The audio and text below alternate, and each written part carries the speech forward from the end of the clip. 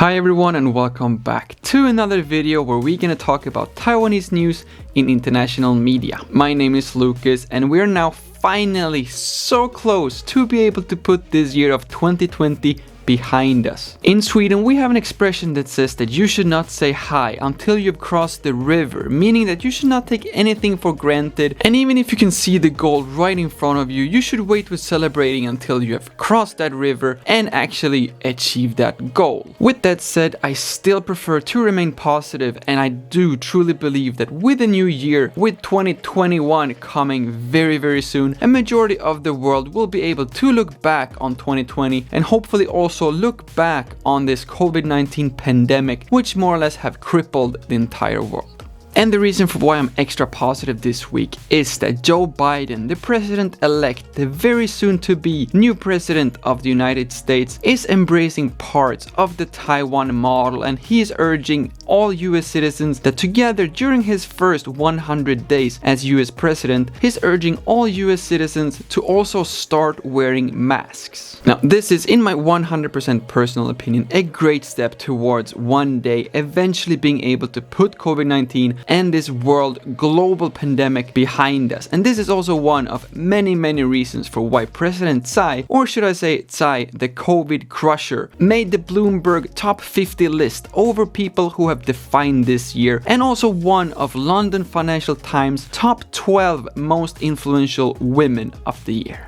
So hats off, but masks still on, to President Tsai and to all of us who's actually living here in Taiwan and following the government's instructions and restrictions to make sure that we keep Taiwan this safe haven during one of the world's worst global pandemics during our lifetime. So just as an example, there hasn't been a single local COVID-19 case here since April 12th. So if I was the president or the Ministry of Health, I probably wouldn't put any effort into making the domestic mask requirements even stricter. For example, on the HSR high-speed rail, where it's now required to wear a mask during the entire train ride and during the entire visit at the train station, which is something that was not required last month, where we still did not have a single local COVID-19 case. So all I'm saying is that I think we can all agree that it's a good thing that I am not the president or the Ministry of Health, because at this time, just because Taiwan has already done such a great job, it wouldn't even cross my mind to start thinking about next step prevention measurements. But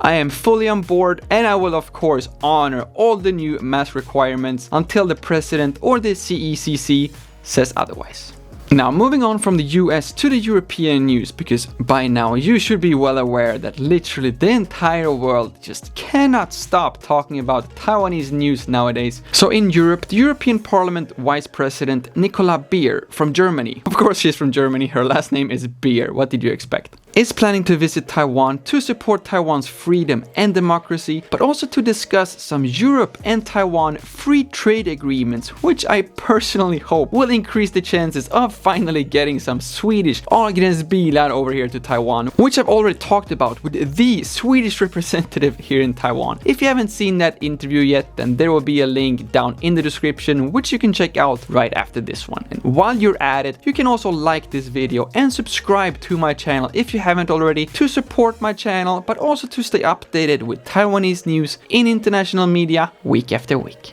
And until then, I will still be here trying to work on getting that Swedish candy, and if everything else fails, at least I will have beer. And if we talk about beer, I also think that it's no more than fair we also talk about wine. More specifically, the Australian wine, which China has recently imposed heavy import duties on as part of a long ongoing dispute, including that Australia was the first country that banned the Chinese tech giant Huawei from its 5G network. So if you want to support our Australian neighbors a little bit extra this weekend, I highly recommend to take a glass or two of Australian wine and maybe cuddle up in your sofa with something to read. And if you by coincidence happen to watch this video from Mexico, maybe you also had a chance to go by Guadalajara International Book Fair and pick up a book of Taiwan's best stories, which was showcased during this fair. I know it's not very likely that you are watching a Swedish guy who moved to Taiwan, from Mexico. Instead, it's a lot more likely that you are just like me, already here in Taiwan. And if that is the case, but you still want to do some interesting reading this weekend, then I highly recommend that you go down to Liuishan Trail down in Pingdong Forest and check out this sign that Xiaofei discovered earlier this month.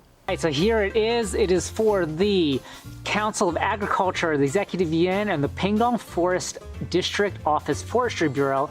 and it is talking about the Liuyi Mountain Trail. Embracing the world. For the first time ever, fanfiction.net is proud to announce full language compatibility to almost all languages on the planet. For us foreigners who tend to read the English versions of these signs, for example, on hiking trails, night markets, or any other sign you might come across here in Taiwan, it is not that uncommon to see spelling mistakes or incorrect direct translations using Google Translate, which sometimes just simply doesn't make any sense. But this sign is something completely different, so I will definitely make sure to leave a link to Xiaofei's video in the description after you're done watching this one and the Swedish interview with the Swedish representative. After you watch those videos, I highly recommend that you go and check out Xiaofei's video as well if you want to have a good laugh. Last week I posted a video about President Tsai working to make Taiwan bilingual by the year 2030, but I think that this is a sign that Taiwan still has a very, very long way to go. And speaking of written information that is simply straight up confusing, the Taiwanese airlines China Airlines is finally making adjustments to minimize the confusion, as some people, which is 100% understandable, have assumed that the airline China Airlines is from China while it is from Taiwan. Now, I'm sure we all see why this would be confusing, but the Taiwanese airlines China Airlines have now said that they will shrink the name China Airlines and instead paint some images symbolic of the country. So I don't think we will have to wait that long before we will see some flying bubble milk teas or landbaitos in the Taiwanese skies. But if you're still confused between the difference between Taiwanese and Chinese planes, then this is how a Taiwanese plane looks like, with flight routes all over the world, including several to China. Whereas this is how a Chinese plane looks like, with flight routes pretty much exclusively over Taiwan the last couple of weeks. With that said, if you're still confused between the difference and you want to take a closer look at the planes circling around above the Taiwanese air, then starting from next year you can actually head up to the 101st floor of Taipei 101, since they will open up that for public starting next year. But if you're a Taiwanese citizen, then starting from this month already, December 2020, they will actually allow you to go up and check out the indoor area of the 101st floor, all for free. One thing I should mention is that the number of visitors per day is limited, so if you want to make sure to get all the way up to the 101st floor, make sure to plan ahead to get your spot. But something that is not limited at all and that is open for Taiwanese citizens and foreigners alike is the 100% free option of subscribing to this channel to support my channel, to encourage me making more videos all around Taiwan and also talking about Taiwanese related news in international media week after week. My name is Lukas, starts with L as in like, ends with S as in subscribe. Please do both and see you all in the next one.